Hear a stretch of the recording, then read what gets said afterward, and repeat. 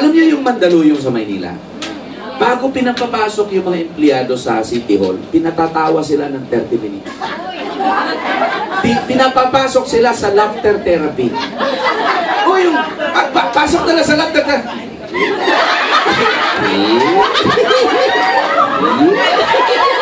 Ganun lang. Hindi totoo ito kasi may psychologist na nagsabi, hindi, eto pakinggan niyo. Sabi ng psychologist na pag ang tao daw tumawa ng 30 minutes, ang equivalent daw niyan 2 hours jogging.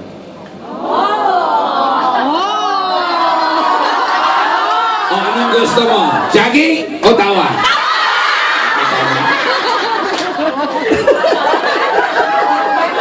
Kaya kung gusto mong mag-jogging, hindi ka makalabas.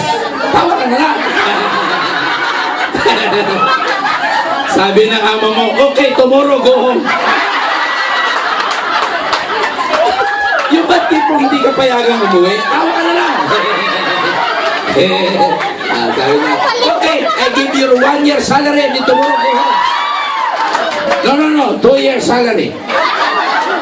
Glory to God. Okay, balik tayo mga kapatid. Shunem.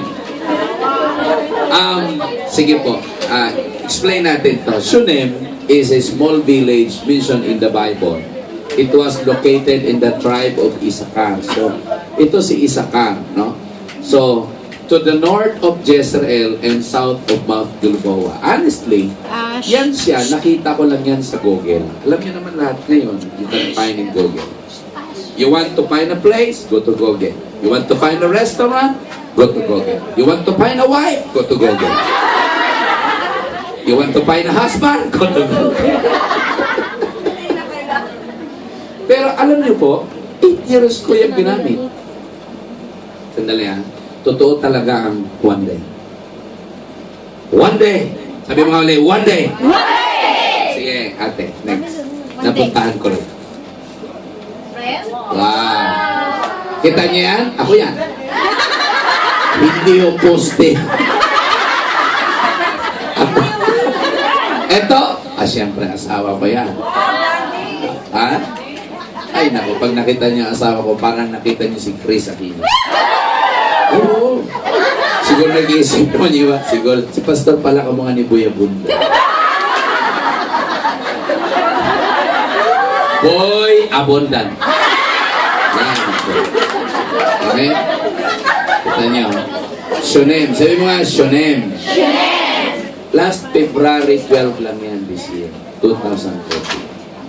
Akala ko ang Shunem nasa Iraq.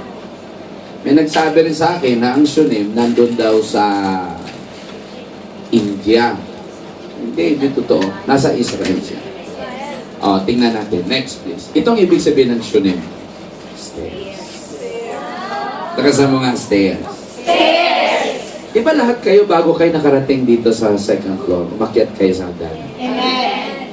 Sino umakyat? Hindi, sino umakyat? Ako dinideklara ko, prophetic yan. Aakyat ang buhay niya. Receive! Lord, lahat na nag-amen. Pagpag! Sabi mo sa katabi mo, ako yan. Sino yon? Sino aakyat ang buhay ngayong taon? Sabi mo sa dalawang katabi mo, ako yan. Alam niyo, ang buhay natin kay Kristo, paganda ng paganda. Amen! Paangat ng paangat. Pabuti ng pabuti. Sabi mo nga, paganda ng paganda. Paganda! Nakasama mo, pasaya ng pasaya. Payaman ng payaman.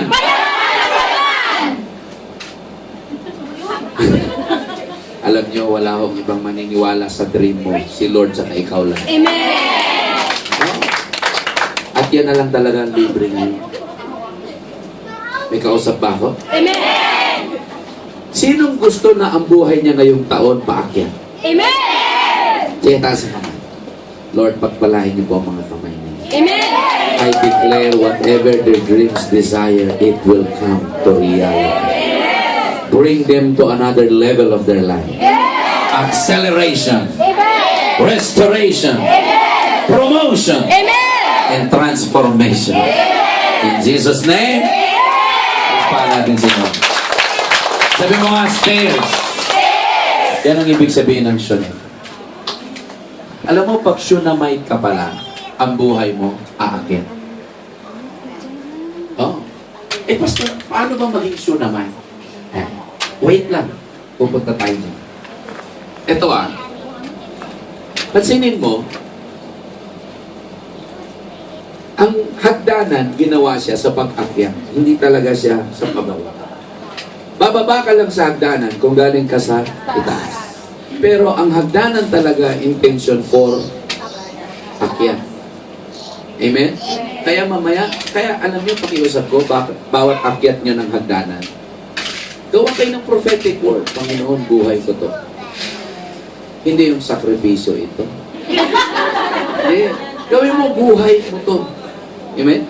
Lord, iangat niyo po ang buhay ko. Paakyatin niyo ang buhay ko.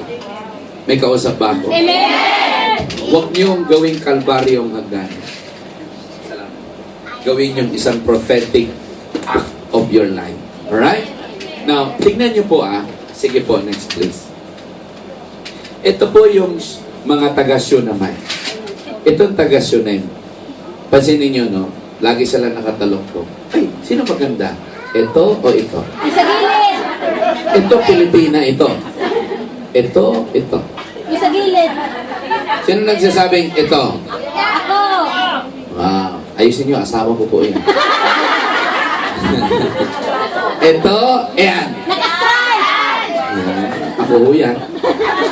Tignan niyo po lahat ng bahay sa Shunem may hagdanan ngayon. Stairs. Lahat ng bahay sa kanila. Kasi itong bahay na yan pa lang, ano na